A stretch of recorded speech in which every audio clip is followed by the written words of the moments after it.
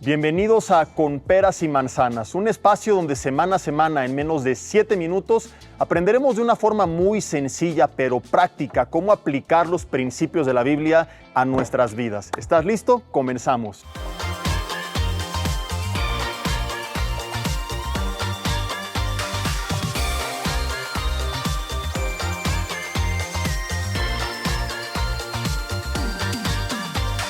Y hoy vamos a hablar acerca de la ansiedad, un tema que aqueja a muchísimas personas. Y quiero decirte 3 cosas bien sencillas y prácticas. La primera de ellas es que el problema no es que venga a tu vida, sino que permanezca. Hay personas que se sienten mal, que creen que le están fallando a Dios, que no están teniendo fe porque están luchando contra la ansiedad.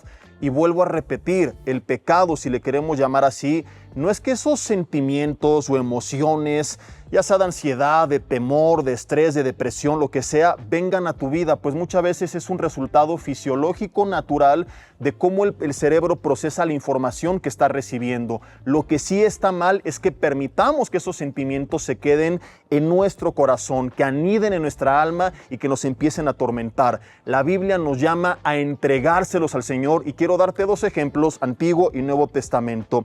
David en el Salmo capítulo 55 dice, echa, que significa en el original hebreo, arroja lejos, avienta literalmente sobre Jehová tu carga y Él te sustentará. Fíjense que aquí la idea no es que nunca venga ninguna carga a nosotros. Es imposible impedir que las cargas vengan. Lo que sí podemos hacer es impedir que se queden sobre nuestros hombros y andar como el pípila de la fe con esa roca de ansiedad, de estrés, de preocupación encima. En cuanto venga y yo lo detecte, inmediatamente en oración lo tengo que lanzar delante de Dios.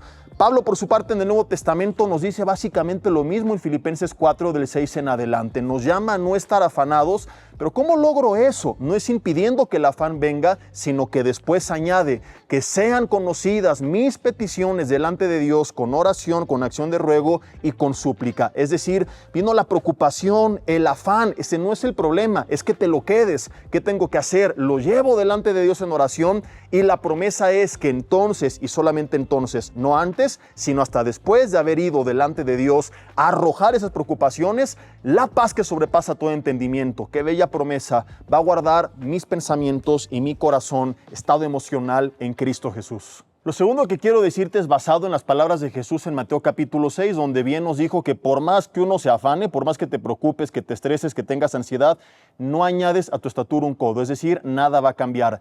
Y Él apela a estar en paz, pero fíjate, no es, hey, ten paz solo porque sí, sino que dice, si vuestro Padre Celestial tiene cuidado de los lirios del campo, de las aves, etcétera, de un montón de ejemplos que tú conoces, ¿cuánto más va a ser con nosotros? Entonces, Él apela a que estemos en paz, confiando en el amor de Dios. ¿Qué quiero decir con esto? Que si no conocemos las verdades de Dios, las promesas de Dios, el cuidado de Dios revelado en su palabra para con nosotros, va a ser imposible luchar en contra de la ansiedad. Un cristiano apático que no conoce las promesas de Dios, la escritura de Dios, difícilmente tendrá herramientas para salir adelante. Necesitamos venir a la Biblia, pero no es para llenarme de mero conocimiento que se quede en la mente, sino para verlo como la realidad de Dios para mi vida. Hey, estoy preocupado porque mi hijo está perdido, pero la Biblia dice que si yo creo en Cristo, yo y mi casa seremos salvos. Estoy preocupado porque el doctor me dijo que tengo una enfermedad terminal, pero vengo a la palabra y conozco las promesas de Dios para mi salud y para la vida eterna. Estoy preocupado por mi provisión, porque me quedé sin trabajo, pero Jesús dijo que si busco su reino y su justicia, todo lo demás, Mateo 6:33, me va a ser añadido. Necesitamos orar, sí, pero también necesitamos conocer lo que Dios dice para aprender a descansar en sus promesas. Y lo tercero que tiene que quedar bien claro, y es importantísimo, porque aquí muchos se pierden, es que entregarle mi carga a Dios y no preocuparme no es sinónimo de no hacer nada. Ojo, porque muchos disfrazan de espiritualidad una verdadera y evidente apatía en sus vidas. ¿Tenemos que preocuparnos? No. ¿Tenemos que ocuparnos? Sí. Como bien decía un viejo amigo mío, cada quien sus cosas. Yo lo resumo con esto. Dios va a hacer su chamba, lo digo entre comillas, pero Dios no va a hacer nuestra chamba. Él prometió que entregaría la tierra de Canaán, pero al mismo tiempo le pidió a Josué que peleara. Proverbios 21:31 dice que el caballo se alista para el día de la batalla, mas Jehová es el que da la victoria. El Espíritu Santo convence al mundo de pecado, pero nosotros tenemos que predicar su palabra. Así hay un montón de ejemplos en la Biblia que nos enseñan los roles que cada quien tiene que llevar a cabo. No debo de preocuparme por lo que le corresponde a Dios, pero eso no es pretexto para ignorar de lo que yo sí me tengo que ocupar.